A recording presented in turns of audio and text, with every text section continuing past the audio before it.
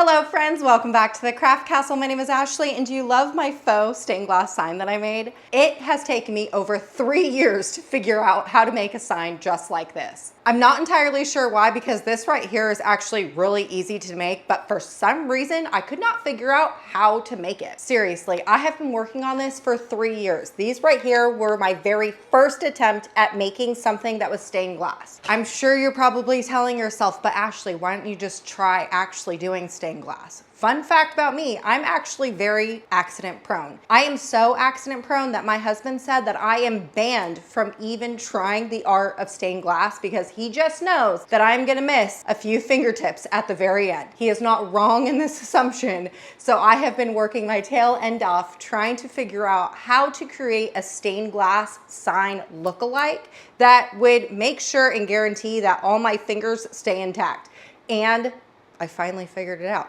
But going back to, this has been a 3-year journey. These were my first set, these were my second set. Also, not stained glass, and doesn't even look like stained glass. You can't see anything through it. I was trying to get creative with this one, and still a no-go. I've also tried using UV resin, and it turned out so bad that it just went straight into the garbage. I didn't even bother keeping it. These right here were from last summer, and I thought I was going on the right track with this one. This right here did not turn out terrible.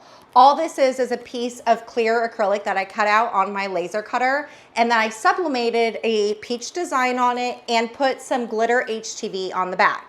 Then on the front, what I did was take some of my black glitter cardstock found in my cardstock warehouse and a little bit of my mirror gold and put it on top. And you can see the final design of this is not terrible, but it doesn't see through, which is what I was missing in my stained glass design. So then I did the same process, taking a clear transparency and doing the same thing. Still doesn't look all that amazing because the colors aren't very bright. Then I decided to give it a go and just do some paint letting over the top, and you can see my hands are so shaky that this right here, I just stopped while I was ahead of the game because it was just not turning out cute. Which then brings me to this right here. You did hear me say that my last attempt of this was last summer. That's because I keep putting this project down and then waiting for another light bulb to happen. The greatest thing about crafting, and the one thing that I can't get over about me being a crafter is you never know when you are going to get that another light bulb. Most of the time when I get the light bulbs, they happen at 3 a.m. I get woken up from a dead sleep and I think to myself, oh my gosh, I know how to make this now. The other day was just the same as every other time that I have had one of these thoughts for the stained glass project, but today is the day I am finally so satisfied and happy with my end results. I want to share with you how I made this. Now I want to give you an up close look at this because I think you're going to be wowed. My husband has obviously been on this journey with me for 3 years, and when I went down from my craft room to show him, I said, look what I made, and he said, holy sentence enhancer, that looks so real. And every other time that I've been down there to show him, he's like, not quite there yet. He is truly my biggest critic, but he's definitely my biggest cheerleader as well. So if I've impressed him with making this look like stained glass, I know for a fact this right here is exactly how we need to be creating our faux stained glass pieces. So today what I'm going to do is show you exactly what steps you need to take in order to create your own stained glass design. Now the greatest part about this project is you can use any stained glass design, and all you need is a laser cutter. You do need some paints, we'll get into that later, but really what this is 2 pieces of acrylic, a black and a clear. That's it. And look how amazing this turned out. This is what the back looks like. This is what the front looks like. That's all you need, 2 pieces of acrylic. And this right here, oh my, chef's kiss. I cannot believe I finally figured it out. And it's so easy. I was overthinking all the steps for this many years that all I needed was just to take 2 pieces of acrylic. I seriously am blown away by how easy this project ended up being, and I get to show you. I'm so excited. Now for today's project, we're not going to do another one of these because I definitely don't need the same design twice. I actually created my own stained glass design because stained glass designs are actually not that difficult to create. And it's going to be of a rainbow and a clouds, which should not surprise you since rainbows are my favorite color. All right, y'all, let's head over to the computer. I'm gonna show you how easy it is to drag and drop an SVG file inside of the xTool Creative Space. We're gonna use my P2 for this project to cut out our acrylic, and then we're gonna get to doing the entire stained glass project. It is gonna go by so quick, you're gonna think that this is too good to be true. Honestly, again, I overthought this for 3 years. Oh, and it is seriously going to go and move so quick. Let's go.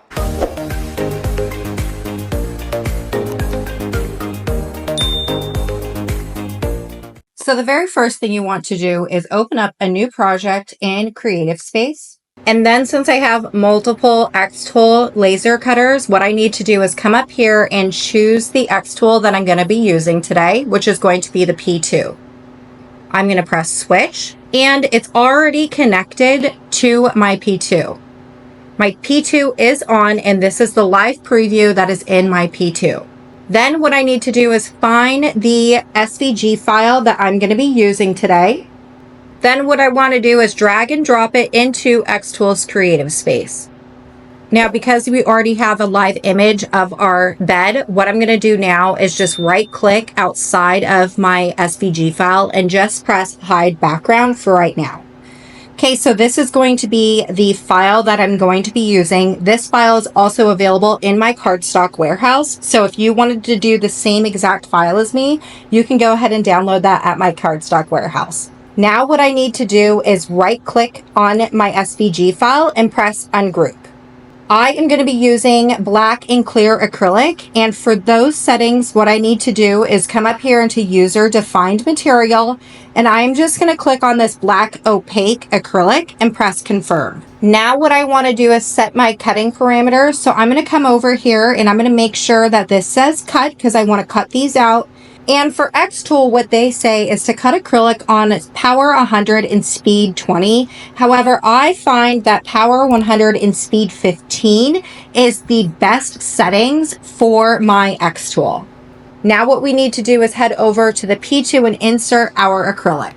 So coming over to our P2, I'm just going to open the lid, and the very first cut that I'm going to do is my clear acrylic. So I'm just going to insert that into my bed. Now you will notice that I am using a honeycomb tray for this project instead of the slats. This honeycomb tray is actually really cool, especially when you're cutting smaller materials. You don't always have to pull out that tray because it all just stays on top of the honeycomb tray. So I definitely like that. I'm not having to readjust those slats all the time. The other thing that I love about this is that the honeycomb tray comes with these like hold down magnetic things. So if your material did not lay flat, you could simply just put these in here and it will hold your material down in place. This is also perfect for if you were using a jig to engrave a whole bunch of items. Having this is perfect. Okay, now with that in place, all I'm gonna do is shut the lid. Going back over into the P2, I'm gonna press refresh on my screen. This is going to be my new live preview in my xTool. Now we did already select a material. However, I always love to manually focus this. So I'm going to hit this little aim button and I'm going to put it on top of my material. You want to do this to ensure good quality cuts on any laser that you're using. So for the SVG file that I created, the one that has all the lines, that is what we're going to cut out in black acrylic. So I'm going to drag this out of the rectangle that you see on the screen, and I am going to drag over this right here, which needs to be cut out on clear acrylic. All right, now that we have set up everything, all we need to do is press go to process and then press start. Over at your xTool, all you need to do is vent out of your window if you're going to be venting. If not, you want to turn on your air purifier, and then you just want to press the magic button. All right, when that's all finished, we just want to open the lid and then take out this piece right here, and this is what we are going to keep. Okay, I'm going to insert a black piece of acrylic into my bed and just shut the lid. Going back over to my computer, I'm just going to press OK on my screen. Now what I'm going to do is press refresh. Let's move this out of the way, and we're going to move this up into our black acrylic. Now, because we are using the same thickness of material for both, I don't have to do an autofocus. Now all I need to do is just press go to process and then press start. Over at your xTool, because my fan is still on, all I need to do is press the magic button. Okay, now that that's done, all you want to do is make sure and turn off your air purifier, and then we can open up the lid. And here is the second layer of acrylic, and this is what is going to give you that leading look for stained glass. Now let's head over to the craft table and put this all together. So now what we want to do is, taking our clear piece, we want to take out the masking tape from our acrylic piece. I am only going to do one side for right now. That's just because I'm going to be able to show you easier how everything is coming together. Because this is clear, if I were to take it off now, you wouldn't be able to see the blank. So I'm just going to leave mine on. But if you were doing this, I would just suggest taking it all off completely. Now what I want to do is taking only this side, the back side off. So right now, this is going to be your front. Only take the back side off. The reason I say this is because you don't want to get any type of this paint that we're going to use on the front of your acrylic, because then it's not going to look like real stained glass. It's going to end up looking messy. So we're going to peel the front masking tape off after we get done filling our stained glass. Okay, I'm going to be using Maker's Magic today as my glue for my acrylic. I actually have really been loving this glue to glue all of my acrylics because it dries 100% clear, which is absolutely amazing. Just to show you, I created this shaker element with all clear acrylic, and this right here was all glued with Maker's Magic, and it dried absolutely perfect. So I definitely suggest picking up some of this Maker's Magic stuff to glue your acrylics together. If not, just use your favorite acrylic glue. My next favorite acrylic glue would definitely be my clear silicone glue that I rebottle into a different bottle. Now what you want to do is, for this glue, is you want to take a paintbrush and you want to brush on the glue to the entire back area of your stained glass look. So the entire black frame is what we are going to put the glue on. It's okay if you get messy because this stuff will dry clear, so it won't be that big of an issue if you do end up getting a little bit of mess on this. All right, when we have it nice and covered all over, all the glue on our frame, all I'm going to do is roll this over and I'm going to add it to my clear acrylic. Again, it's not going to look clear to you because I did not take that that masking tape off, but it will be clear later. Now what you want to do is press this down nice and good, creating a good, nice seal in our project. Okay, so the paint that I'm going to be using today is this stuff right here, and I have it in a bunch of different colors. Standard rainbow colors. I also have the Snow White, which is going to be white, that we're going to use for the cloud, and then crystal clear for a couple of the other areas in this design. I also have this right here, which is the leading. This is definitely optional, and I'll show you that when we get to it, but I am going to be using this stuff. And then I actually don't have any purple, so I am going to be mixing red and blue to create the purple for my last bit of my rainbow. But you're definitely going to want this type of paint to do this project. One thing that I do know is that I have seen people do like Mod Podge and like normal acrylic paint to create this project. I have tried that several times.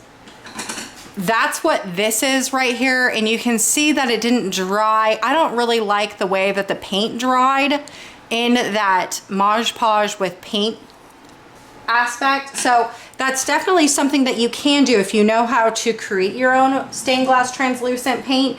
Definitely can do that too. Okay, so I am going to do the crystal clear on 3 areas. This one right here and in this little area right here. So all we want to do is just shake our paint. You want to make sure that your leading is pushed down nice and firm. And then you're just going to squeeze in your stained glass paint. Okay, now I'm going to move to the red. You're going to have to just trust the process here. As your piece dries, you will see that there are some like air bubbles that pop. You want to pop those, otherwise those will be visible in the end product. Then you want to continue painting your project just like you have for the rest of the project. And this is exactly why I said don't take the tape off, because I made a mess right here. We're going to be able to peel that off, and it's not going to stain the project. Okay, I need to make some purple for this, so I'm just going to do primary colors of yellow and blue, or I'm sorry, yellow, blue and red, and taking my paintbrush, making some purple hopefully. Now I'm just going to dab that into my purple rainbow color. Okay, looking good. Now when it comes to your air bubbles, you want to make sure and pop them. I am going to make sure and have this right here cleaned up, and I'm just going to go in and pop my air bubbles. All right. Now we're going to take some of this white and fill in my cloud. Okay, so now what we want to do is essentially let the inside of this dry. But what you can do at this point while your paint is drying is take up the masking tape off of your black acrylic. Okay, now that we have that taken off, this is where this black leading is going to come and be an optional thing. So I brought over my sun and waves just to show you the difference. But this right here, I did that black leading over the top of my black acrylic. And so it kind of gives it that realistic leading look. This right here has no leading on it. It is just flat black acrylic. The look is fine. You know, you can't really tell too much of a difference from far away. However, if you get close enough, you're going to be able to see that the rainbow one doesn't look like true stained glass versus this one right here does look like true stained glass.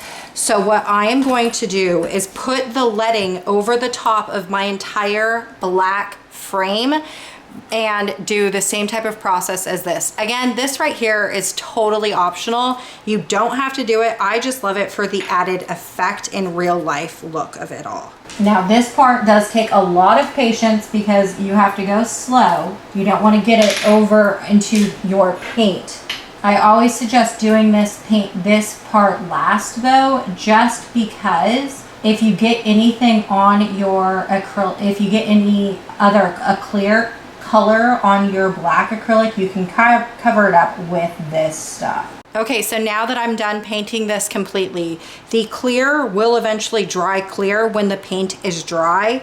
But before we take off the backing and add in the hardware for your sign, you want to make sure and let this dry completely, because if not, you have a tendency to, if you chose to do the leading, to knock the leading and put it onto your paint, but then also your paint will start to fall down, and then you'll have a lot of like areas where the paint is too thick. So you want to let this dry completely before doing anything else. Okay, now this is dry enough for me, and what I'm going to use for the chain is just going to be some necklace metal that I got off of Amazon.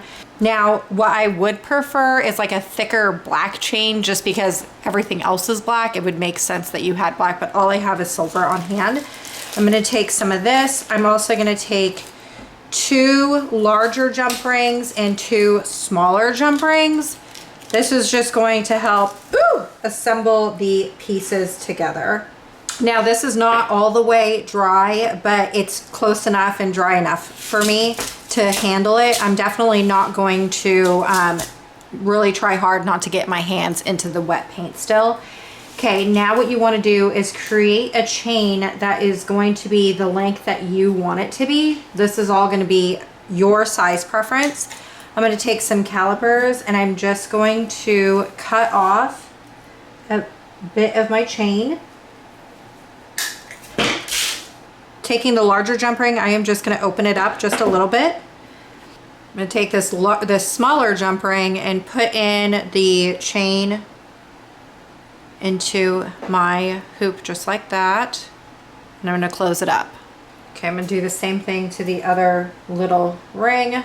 With the larger ring, I am going to loop in one end of my chain just like that. Then I'm also going to be careful because mine's not wet all the way. I'm going to loop it into my black hole on one side. Okay, then I'm just going to close up my larger jump ring. Now going on to the next side, I'm going to do the same process. When it is fully dry, then you can hang it. After some dry time, this is going to be your final result of that stained glass piece. Didn't this just turn out absolutely amazing? All of my stained glass dreams have finally come true.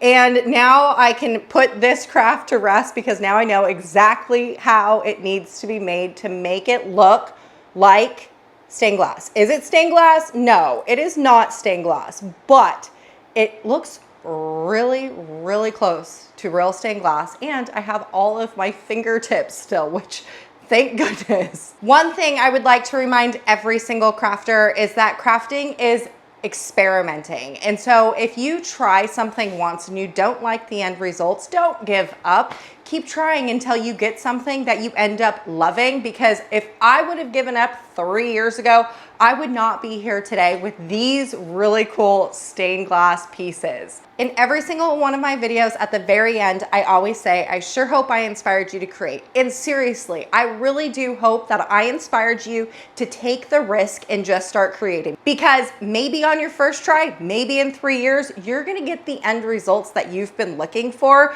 and you are gonna be so proud of them, just like these two pieces that I'm so proud of. All right, y'all, I sure hope I inspired you to create, and I'll see you later.